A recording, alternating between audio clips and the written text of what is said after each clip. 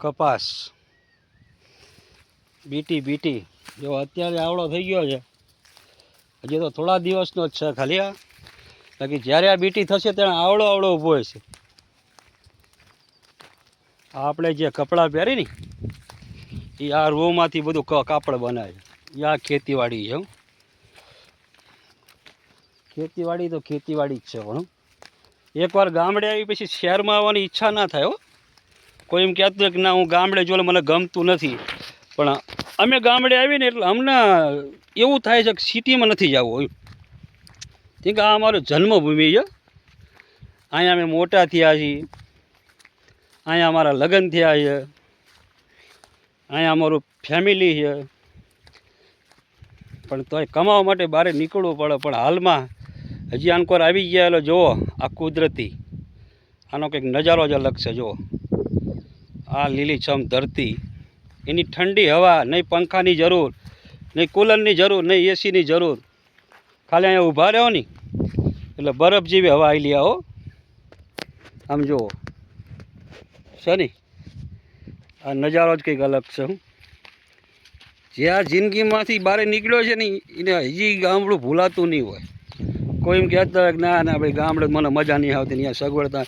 અહીં સગવડની જરૂર નથી. અહીં સ્વાસ્થ્ય તમારું શરીર રહ્યું ને, શરીર એકદમ ફોરા જેવું રહે. તમારે કોઈ દવા લેવાની જરૂર નહીં. ખાલી પાણી પીવો ને ખેતરમાં પાણી, તોય દવા કરતાં સારું કામ કરી જાય. બાકી અહીંયા આપણે અમદાવાદમાં કોઈ બી સિટીમાં હોય, અહીંયા આપણે એકવાર માંદા પડે એટલે ઊભા ના થઈ. બાકી અહીંયા તમે બીમાર જ ના પડો. આ કુદરતી નજારો જારી. જો આ ધરતી છે બધી, આ ખેતીવાડીનો નજારો છે બધો. બસ અમને તો ક્યારેક ક્યારેક ટાઈમ મળી જાય એટલે નીકળી પડી છે.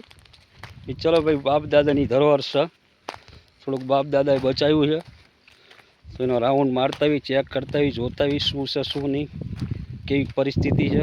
જો વરસાદ બહુ થયો, અમુક જગ્યાએ ધોવાણ બી થઈ ગયું છે. જો દેખાય છે ને આ પાણીથી બધું માટી ખેંચી છે, નકરા કાંકરા થઈ ગયા પછી. બાકી આપણે તો ક્યારેક ક્યારેક આવી જઈએ હાલ દુનિયામાં. કેમ કે આપણી દુનિયા અહીંયા છે ને આપણી દુનિયા અહીંયા છે. બે જગ્યા આપણી દુનિયા, એટલે જીવ બે જગ્યા રહી ગયેલા આપણે. એટલે આપણને ઈચ્છા પડે અહીંયા આવી જઈએ. બાકી તો મળશું. અને કોક દી જો હોય તમે ગામડાના તો અવશ્ય ગામડાની એક ચક્કર મારતા રહીજો. ગામડે પરિસ્થિતિનો તાગ લેતા રહીજો. કેમ કે આ ધરતી ઉપરથી તમે બહાર નીકળ્યા છો એનો કોઈ દી જિંદગીમાં ભૂલતા નહીં. પધારો કોક દી અમારા ગામડે. જય જવાન જય કિસાન.